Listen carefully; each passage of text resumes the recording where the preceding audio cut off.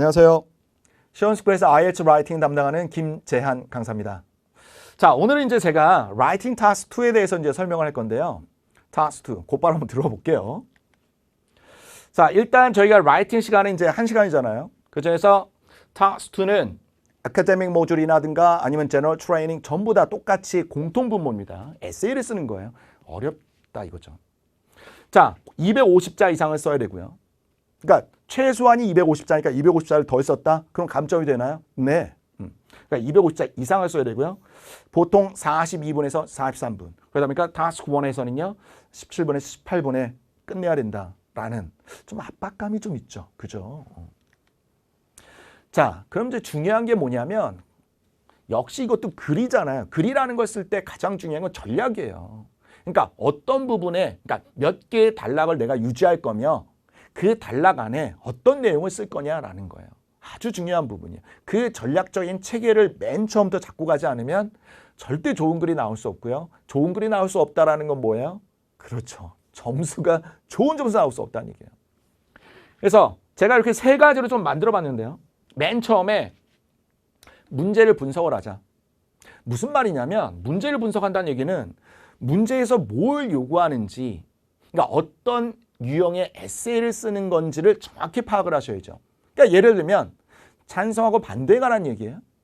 아니면 cause and solution이에요. 아니면 두 개의 어떤 양쪽의 입장을 대변하는 그런 글을 쓰는 거예요. 아니면 장점과 단점을 얘기하는 겁니까? 그걸 정확히 알아야 돼요.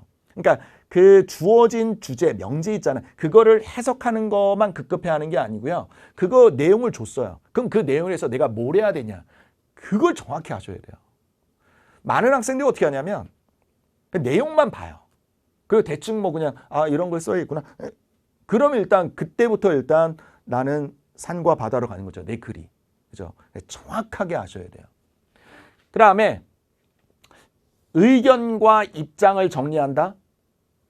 그러면 내 의견 딱 봤어요. 내 의견을 피력하는 거구나. 그럼 내 입장, 내 주장은 뭐지? 라는 거예요. 근데 이때 중요한 건 뭐냐면 많은 학생들이 진짜 내 자신의 주장과 의견을 피력할 수 있는 거를 쓴단 말이에요. 근데 저는요, 사실 글을 쓸 때 저도 마찬가지로 이제 수험생의 입장이었을 때 저도 연구에서 그때 저도 어떻게 하냐면 저는 그런 생각을 했어요. 저는 이제 지금 IELTS뿐만 아니라 토익 스피킹이나 이런 것도 강의를 하는데요. 항상 얘기하는 게 뭐예요? 우리 학생들 얘기하는 게 진짜 너의 생각도 중요하지만 네가 평소에 연습했던 어떤 방향이라든가 그걸 미리 좀 알고 있으라고 해요. 그래서 그 방향에 맞춰서 쓰라고 그래요. 뭔가 네가 좀 더 쓸 수 있는 어떤 좀 강한 부분 있잖아요. 예를 들어서 흡연 있죠. 스모킹. 스모킹을 뭐 음식점에서 스모킹을 반대해야 되냐, 뭐 스모킹하는 걸 뭐 찬성해야 되냐. 그럼 평생 내가 생각했을 때는 그냥 뭐 피우게 되지 않나? 뭐 그런 생각 갖고 하는 게 아니고 평소에 내가 글을 쓸 때 찬성했을 때 반대를 했을 때 어느 게 좀 더 내가 내 주장을 명확히 드러낼 수 있냐. 그걸 먼저 결정하는 거죠. 그 생각을 하셔야 돼요. 실제는 아니어도. 왜냐하면 내 가슴 속을 보는 건 아니잖아요. 내 머릿속을 보는 건 아니잖아요. 그죠? 중요한 거예요. 되게 중요한 거예요. 시험이잖아요. 시험이잖아요. 여러분 소설 쓰는 거 아니거든요. 시험이에요. 그래서 저는 이제 어떻게 하냐면 가장 평소에 많이 써왔던 좀 쓸 게 많은 거 정확하게 어필할 수 있는 부분을 자신의 입장으로 정해라 이거예요. 아주 중요한 부분이에요. 자, 그 다음에 이제 내용을 작성하는데요. 이 내용 부분에서 자, 서론을 썼고요. 본론은 한 2바디 정도 이렇게. 그 다음에 결론을. 이렇게 해서 전체 4개의 단락으로 유지하는 게 일반적으로 보기에 체계적으로 보인다 이거예요. 그 단락을 좀 나눠주는 거죠, 이렇게. 그죠? 그래서 본론 첫 번째 부분에 이제 뭘 쓸 거냐 이거. 본론 첫 번째 일반적으로 내가 이제 예를 들어 어떤 부분에 찬성을 해요. 그러면 내 찬성한다 먼저 드는 게 아니라 일반적으로 내가 찬성한 부분과 반대 의견을 먼저 넣고요. 그 다음에 여기를 조금 더 글을 좀 더 넣는 거죠. 이게 내 주장이에요. 근데 이게 왜 이런 글을 쓰게 되냐면 일반적으로 글을 쓸 때요. 말을 할 때도 마찬가지예요. 토론을 하는 데 있잖아요. 어떤 사람과 이제 내 생각 다른 사람이에요. 나는 A라는 걸 찬성하는데 이 사람은 B를 찬성하는 거예요. 그럼 내가 설득을 시키려면 내 A만 얘기해서는 절대 안 돼요. B를 accept 하는 거죠. 받아들이면서 아 그래 B도 이런 거 있으면 이런 것도 하지. 하지만 A가 나왔을 때는 훨씬 더 그러지 않을까? 라는 게 포인트인 거죠. 어느 정도의 입장 정리를 내가 피력을 하면서 그렇지만 그래도 내 주장은 이거니까 이게 더 필요하다고 생각을 해 라고 글이라든가 또는 말을 할 때도 마찬가지거든요. 되게 중요한 포인트입니다. 근데 내 주장만 예를 들어 여러분이 나중에 뭐 학교에 이제 유학을 가게 돼서 인터뷰를 한다라든가 아니면 또 취업을 해서 직장에 인터뷰를 한다. 그럼 무조건 내 주장만 내세우면 절대 될 수가 없거든요. 인정을 하지 않아요. 그래서 항상 나와 다른 부분의 입장 정리를 먼저 가볍게 해주고요. 그 다음에 내 진짜 생각을 딱. 그래서 맨 마지막 결론 부분에 역시 요 두 개를 짬뽕에서 한번 써주죠. 예를 들어서 접속사 같은 거 있잖아요.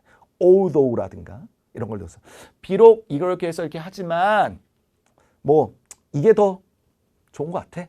이런 식으로 입장 정리해 주면 되죠. 그죠?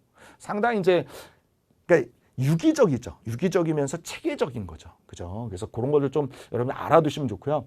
각 단락의 맨 첫 번째 글은요. 주제문을 왜냐하면 단락마다 주제문을 딱 맨 처음에 타이틀 딱 써주고요. 그 다음 딱 내려가는 것도 아주 좋은 방법이에요. 왜냐하면 글에 읽는 사람이 편하거든요. 아주 중요한 부분이고요. 그다음 맨 마지막에 검토를 하자. 이때 검토는요. 내용을 전부 다 검토할 수는 없죠. 그럴 시간이 아마 없을 거예요. 그럼 어떻게 하냐.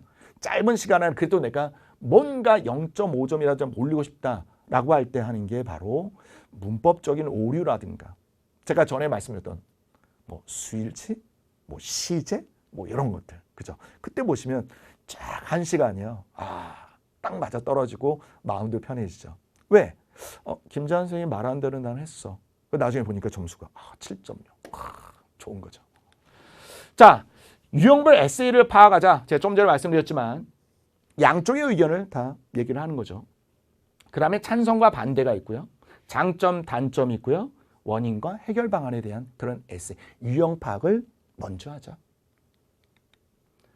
그 다음에 이제 실제 제가 이제 요걸 좀 보여드렸어요. 뭐냐면 나오는 부분이죠. 요거는 이제 전부 다 공통적으로 나오는 부분이에요. 이렇게 타스2에서 이렇게. 그럼 여기서 이제 요게 이제 명제가 돼, 주제가 되죠. 질문사. 그 다음에 요 부분 있죠. 요 부분이 바로 뭐가 되는 거예요? 어떤 유형의 에세이를 내가 써야 되냐라는 거예요. 중요한 거죠, 이렇게. 그 다음에 요 부분들도 공통분모가 되죠, 이렇게. 이미 알아두세요. 미리 알아두셔야 돼요, 이건. 그래서 이게 에세이 유형. 그러니까 예를 들어 advantage와 disadvantage를 얘기한다, 얘기하는 거죠. 그다음 agree와 disagree에 대한 얘기. 그러니까 요게 바로 요런 주제, 요런 문장 다음에 나온 요게 어떤 내가 유형의 에세이를 써야 되는지를 보여주는 거구나 알고 있으면 보자마자 내가 이걸 써야 되는구나. 그럼 평소에 써왔던 스타일을 그대로 가는 거죠. 서론, 본론 하나, 본론 두 개, 마지막 결론 잡아주면 되죠. 그래서 요 맨 처음에 서론문에 잊지 말아야 될 게 내가 요걸 딱 보자마자 그냥 해석만 하는 게 아니라 요걸 내가 패러프레이징을 근데 패러프레이징에 대한 얘기를 잠깐만 하고 이제 끝낼 건데요. 패러프레이징이 뭐냐면 전부 다 문장을 완전 그냥 들어 엎어가지고 바꾸는 게 아니고요. 그게 기본이 아니에요. 패러프레이징 기본은요. 단어를 바꾸는 겁니다.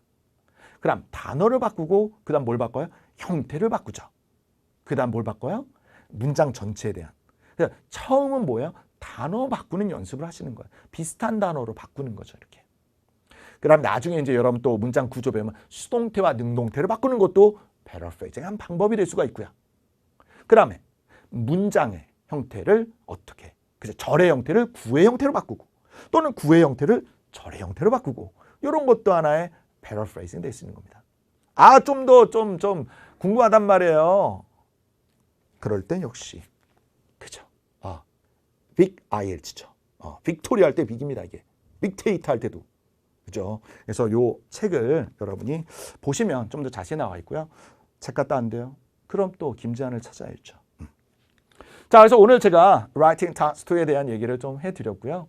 사실은 필수 표현이라든가 그 다음에 내가 이 어떤 단어가 나서 이 단어 갖다 내가 어떻게 활용할 거냐 그런 거에 대한 얘기를 더 많이 해드리고 싶지만 시간 관계상 너무 아쉽게도 일단 여기까지 소개하는 부분으로 좀 마무리 짓고요. 나중에 여러분 또 제 강의를 듣게 되시면 아마 훨씬 더 많이 얻어갈 수 있어 확신합니다. 감사합니다.